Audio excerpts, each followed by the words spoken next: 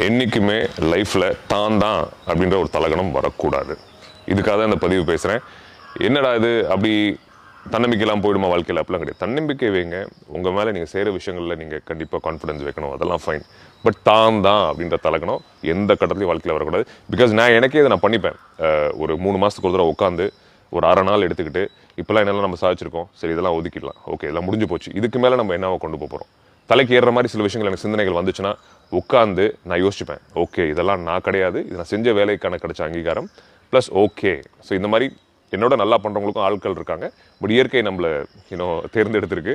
So இது அவ்வளோதான் இயற்கை, அதுக்கு மேலே நிறைய விஷயங்கள் இருக்குது அப்படின்னு சொல்லி புரிஞ்சுக்கிட்டு ஒதுக்கி வச்சு திருப்பி அன்றைக்கி நான் ஃப்ரெஷ்ஷாக ஆரம்பிப்பேன். ஒரு 3 மாதமும் நான் எனக்கு பண்ணுவேன். ஸோ இது நீங்கள் 3 மாதத்துக்கு ஒரு தடவை பண்ணுறீங்களோ, ஒரு வாரத்துக்கு ஒரு தடவை பண்ணுறீங்களோ, அட்லீஸ்ட் வருஷத்துக்கு ஒரு தடவை உட்காந்து நம்ம மனுஷனாக கிரவுண்டடாக இருக்கணும். அதாவது ரொம்ப இயல்பாக இருக்கணும், தலகணம் இல்லாத, ரொம்ப பெருசாக நம்மளை பற்றி நினச்சிக்காம. ஏன்னா இதுதான் உங்களை வாழ்க்கையை சந்தோஷமாக கொண்டு போகிறதுக்கு வழிவகுக்கும். ப்ளஸ் நீங்கள் அடுத்த லெவலுக்கு போகணுன்னாலும் சரி, நீங்கள் தெளிவாக சிந்தனை இருக்கணும்னாலும் சரி, நீங்கள் சக்ஸஸ்ஃபுல் பர்சன் ஆகணும்னா ஹம்பிளாக ஹியூமிலிட்டி கண்டிப்பாக இருக்கணும்.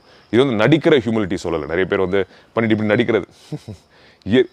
சரியான புரிதல் உங்களுக்கு வந்தாலே நமக்கு மேலே விஷயங்கள் நிறையா இருக்குது, நமக்கு மேலே உலகத்தில் நிறைய விஷயங்கள் இருக்குது. இயற்கை அப்படின்றது நமக்கு மேலே எவ்வளோ விஷயங்கள், அபூர்வமான விஷயங்கள் இருக்குது. நம்ம ஒரு சாதாரண மனுஷன், ஒரு கருவி, மக்களுக்கு செய்கிற ஒரு கருவி, இல்லை நம்ம தொழில் செய்கிறதுல நல்லா பண்ணுற ஒரு கருவியாக இருக்கிறோமே தவிர வேறு எதுவும் பெருசாக நம்மளை பற்றி கிடையாதுன்ற ஒரு ரியாலிட்டி நமக்கு புரிஞ்சுதுன்னா லைஃப் நல்லா இருக்கணும்.